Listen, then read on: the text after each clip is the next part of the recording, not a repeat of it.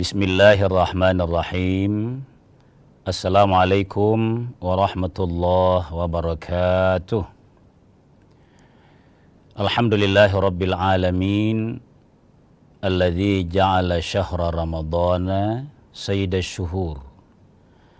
Wassalatu wassalamu ala asyrafil anbiya'i wal mursalin wa ala alihi wa ashabihi ajma'in.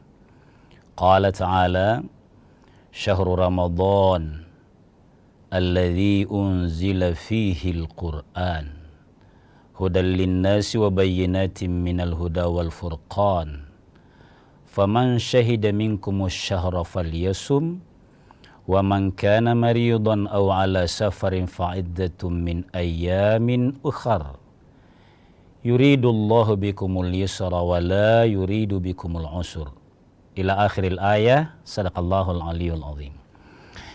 Alhamdulillah, pemirsa sekalian kaum muslimin yang dimuliakan oleh Allah Subhanahu wa taala, mendalam rasa syukur kita kehadirat Allah. Di pagi hari Ramadan ini kita bersua lagi dalam keadaan sehat walafiat. Semoga insyaallah ibadah Ramadan yang enak kita amalkan ini menjadi modal untuk kita lanjutkan amalan-amalan Ramadan berikutnya, insya Allah. Pemirsa kaum muslimin yang berbahagia, salah satu inti dari ajaran Islam adalah penegasan Allah bahwa Ia menginginkan kemudahan bagi hambanya dan sama sekali tidak menginginkan kesulitan.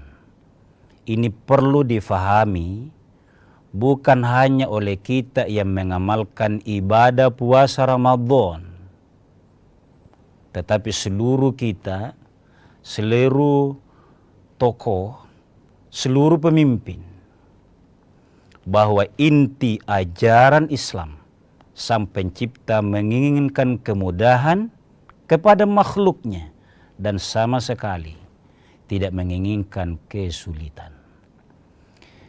Itulah sebabnya pagi hari ini kita mau mencoba melihat salah satu bentuk ibadah yang Allah pastikan menginginkan kemudahan bukan kesulitan. Kita mengangkat tema pagi hari ini, keutamaan makan sahur. Pada saat kita dianjurkan puasa Ramadan ini, yang tidak makan mulai terbit fajar sampai terbenam matahari, tapi di depannya dianjurkan bahwa dia utama makan sahur itu. Sungguh-sungguh ini penegasan pada saat Allah berfirman, yuridullahu bikumul yusr wa la yuridu bikumul usra. Allah menghendaki kemudahan bagi kalian walaupun mau berpuasa, sama sekali bukan menginginkan kesulitan. Nah, dalam makan sahur yang populer bagi kita itu, ada bagusnya kalau kita review sedikit. Apa itu sahur? Saya senang kalau belajar sesuatu, ada dulu pertanyaan untuk kita ta'arif. Apa itu sahur? Dari kata sahara atau sahira. Apa artinya? Arti dasarnya adalah waktu singkat dekat waktu fajar. Waktu singkat yang sudah dekat waktu fajar, waktu subuh. Itu sahur. Disinilah dianjurkan oleh agama, oleh Allah Subhanahu wa taala lewat lisan Rasulullah sallallahu alaihi wasallam, bahwa di situ tempatnya sangat baik dan pasti penuh makna di dalamnya untuk melakukan makan sahur. Kan ada hadisnya Nabi begini, diriwayatkan oleh Syaikhani. Kalau agama menegaskan Syaikhani, itu artinya dua ahli hadis utama, nomor satu sekaligus nomor dua. Yang nomor satu itu kan kita tahu Imam Bukhari. Yang kedua Imam Muslim, baru diikuti oleh Imam lain. Ini yang meriwayatkan hadis. Diriwayatkan dari Anas. Apa kata Nabi SAW? Tasahharu. Bangunlah kalian waktu sahur. Dan maksudnya makan sahur. Dan minum tentu. Fa inna sahura barakah. Karena sesungguhnya makan sahur itu adalah berkah. Ini sangat ilmu logika sekali ini. Di saat kita mau memasuki waktu subuh, di mana begitu subuh, bahkan azan subuh, sudah dianjurkan untuk tidak minum, tidak makan lagi, dan sebagainya. Maka kita dianjurkan di akhir untuk makan. Inilah pemirsa sekalian, yang saya katakan bukti kasih sayang Allah. Dan begitu logiknya, enaknya agama kita ini. Ad-dinu huwal aqal. Masuk di sini, bahwa agama itu masuk logika. Kita lanjutkan setelah jeda sejenak.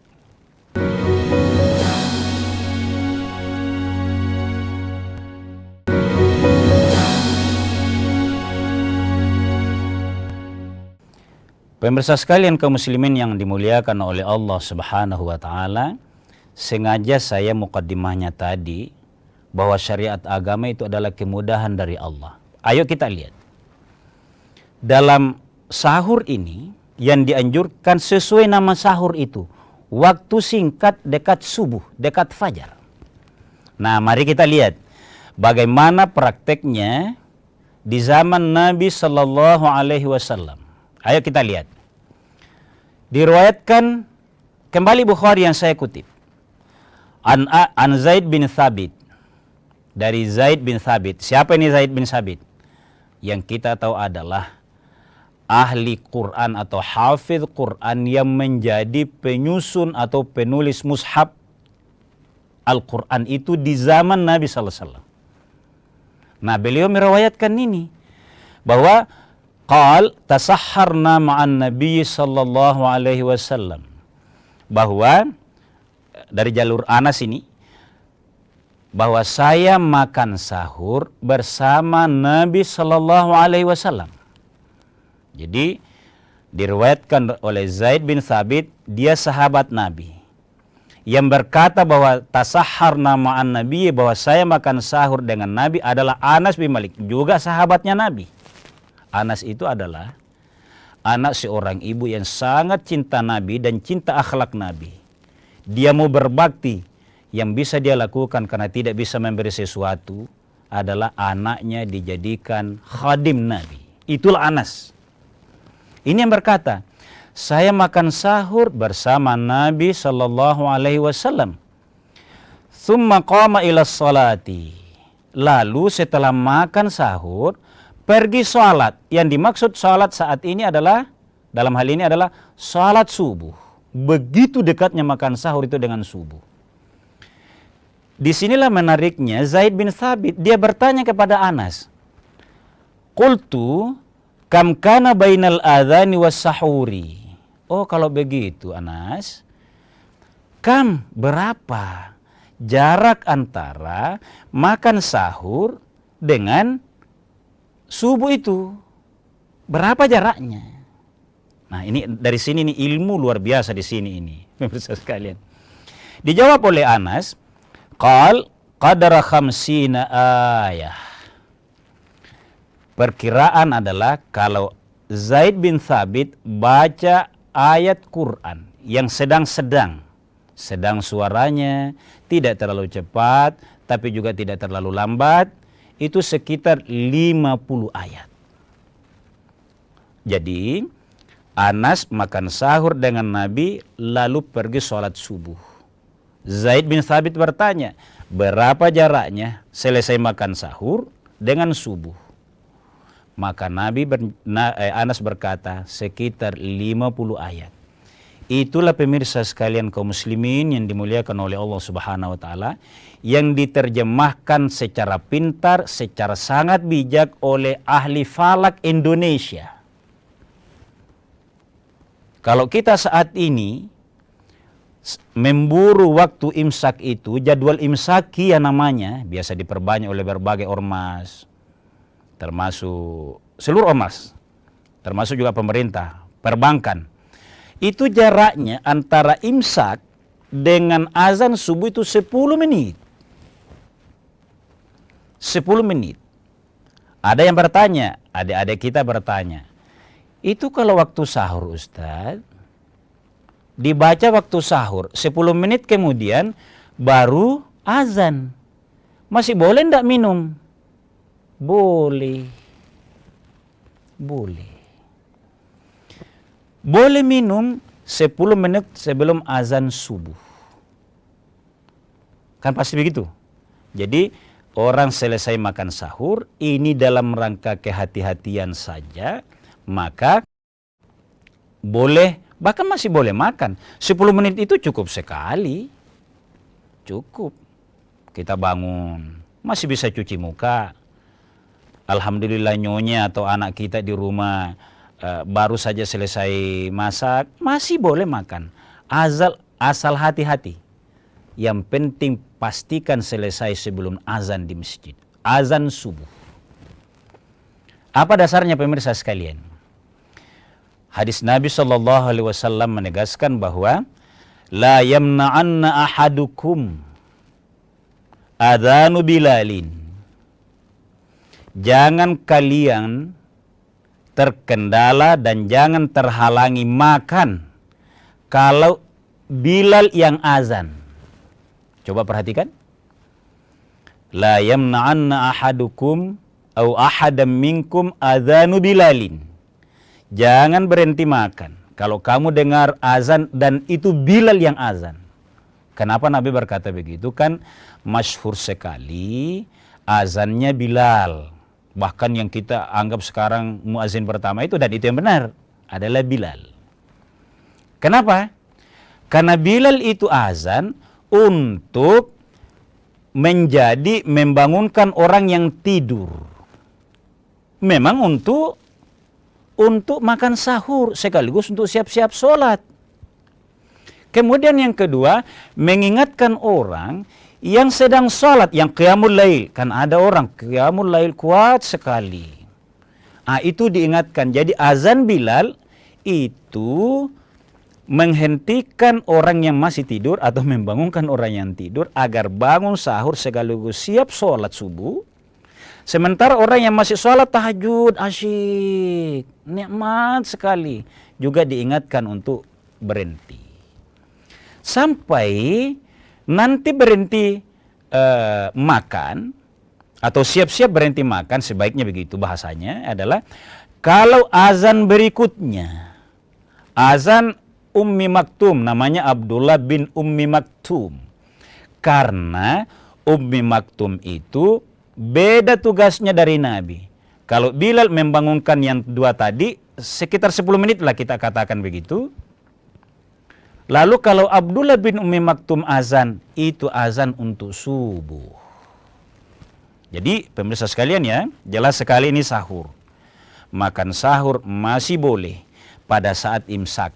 Walaupun yang kita diajari, saya masih ingat sekali bagaimana cara orang tua kita adalah makan pada saat bunyi media kita, radio kita, TV kita di rumah, itu ada acara-acara.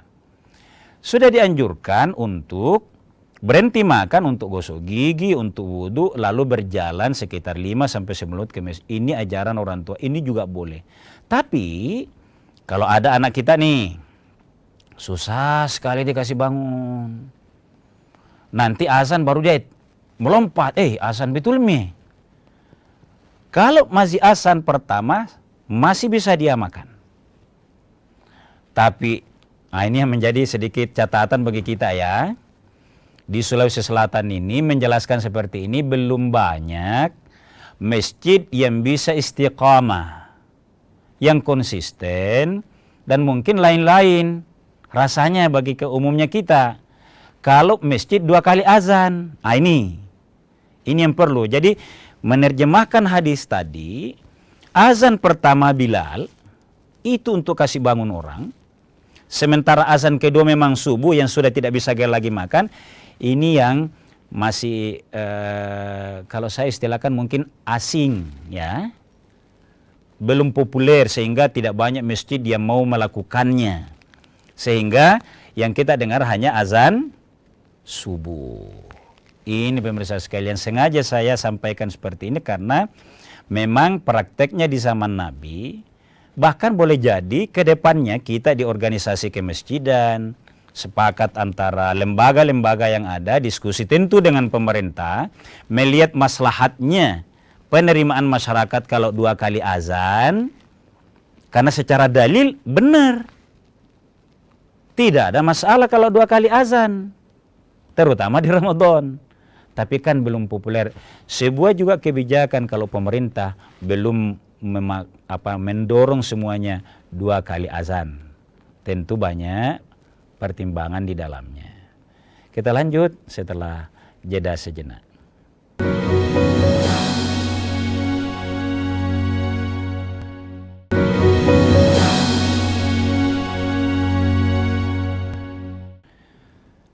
Pemirsa sekalian kaum muslimin yang dimuliakan oleh Allah Subhanahu wa taala, insyaallah kita semua merasakan betapa sejuknya suasana Ramadan yang saat ini kita sedang ada di dalamnya.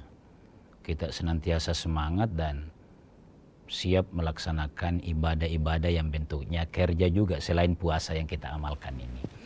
Jadi pemirsa sekalian kaum muslimin yang dimuliakan oleh Allah, hadis yang saya sampaikan tadi itu menjamin kepada kita bahwa kalau sahurnya itu penting, maka selama di media kita baru doa imsak, doamu yang kita ambil karena bukan azan yang 10 menit itu.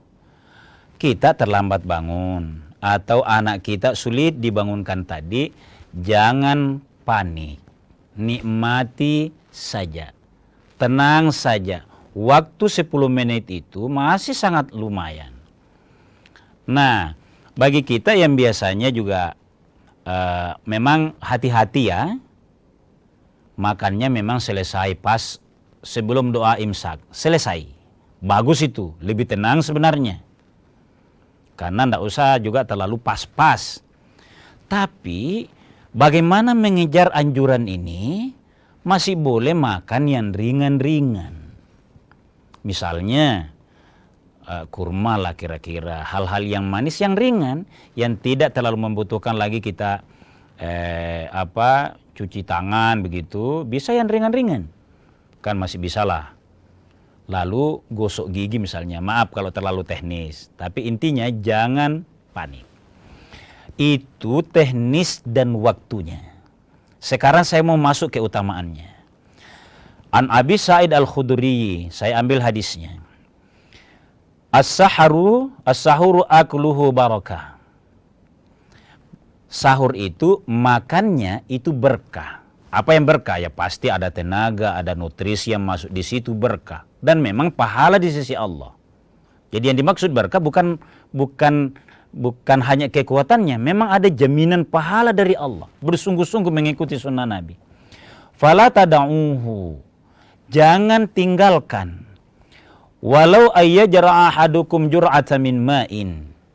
Walau misalnya sudah 7 menit. Jangan mi deh. Misalnya anak kita bangun, jangan mina. Tinggal 7 menit, tinggal 3 menit. Itu sudah menit ke-7 lagi 3 menit azan. Jangan dilarang. Walau jur'ata mimma'in, walau setegu air. Apa artinya ini? Hadis ini sangat meminimalkan ya. Bahwa walau setegu air, apa artinya? Begitu pentingnya mengamalkan namanya sahur. Inilah ilmu dalam agama. Berkahnya di situ. Apalagi kalau masih bisa 3 menit itu masih bisa juga 2-3 yang masuk ke mulut kita kira-kira insya Allah. Kenapa? Fa innallaha wa malaikatahu, sesungguhnya Allah dan malaikatnya yusalluna alal mutasahhirin, mendoakan orang-orang yang bersahur. Masya Allah. Mudah-mudahan kita dapatkan ini di bulan suci Ramadan, tapi tidak semepet ini. Tentu yang lebih bagus kayak ustaz-ustaz kita. Di mana dia sahurnya? Kalau jauh ceramah subuh, ya, itu makan di rumah. Sebelum doa sahur, dia naik mobil, bawa minuman yang hangat, bawa kurma, enak sekali itu di perjalanan, tenang, kira-kira gitu. Dan itu cara menikmati tentang sahur ini. Jadi kaitannya dengan berkah ke kita, membahas sahur sebenarnya pemirsa sekalian, itu kita akan masuk kepada sebuah kesimpulan, agama kita ini mulia. Selain dimudahkan tadi, bagaimana tidak makan sahur yang dianjurkan terakhir? Pasti kita merasa baru makan itu, yang penting tidak terlalu kenyang sampai bunyi-bunyi mulut itu, maka itu akan menyehatkan. Yang berikutnya adalah tenaga. Kenapa juga ini dianjurkan makan sahur agar tenaga? Karena amalia Ramadan begitu banyak yang membutuhkan tenaga. Selain tupoksi kita, di mana kita beraktivitas, di mana kita berprofesi, butuh tenaga. Jadi fisik yang demikian kita butuhkan itu, agama menganjurkan kasih dia kekuatan. Kasih makan fisikmu itu. Itulah sebabnya pemirsa sekalian, kalau kemudian tidak hanya makan dan minum di waktu sahur itu yang dianjurkan, seluruh amalan di dalamnya terlalu sering kita sebut dalam bahasa Makassar ini. Terlalu sering kita sebut bahwa kalau sudah begini tertibnya kita mengamalkan amalia Ramadan, puasanya di dalamnya dan kerja-kerja, maka istirahat dan tidurnya pun bernilai ibadah di sisi Allah Subhanahu wa taala. Inilah persisnya yang kita dianjurkan oleh agama, bahwa lakukan sahur itu. Yang terakhir sekali pemirsa sekalian, secara singkat saya sampaikan. Apa hikmah makan sahur itu? Adalah makan sahur untuk memberikan semangat perbedaan syariat ibadah lain, bahkan dengan agama lain. Masing-masing agama ada syariat puasanya, tapi untuk lebih menegaskan bahwa kalau di Islam itu makan sahurnya diakhirkan, karena ada cara berpuasa sehari semalam full. Kalau di umat Nabi Muhammad SAW itu tidak demikian. Ini kalau hadisnya itu faslun ma baina siyamana wa siyama ahlil kitabi akulus sahuri. Perbedaan cara puasanya umat Islam dengan puasa saudara-saudara kita yang beda agama ini. Perbedaan ini bukan untuk merendahkan yang lain sama sekali, bukan.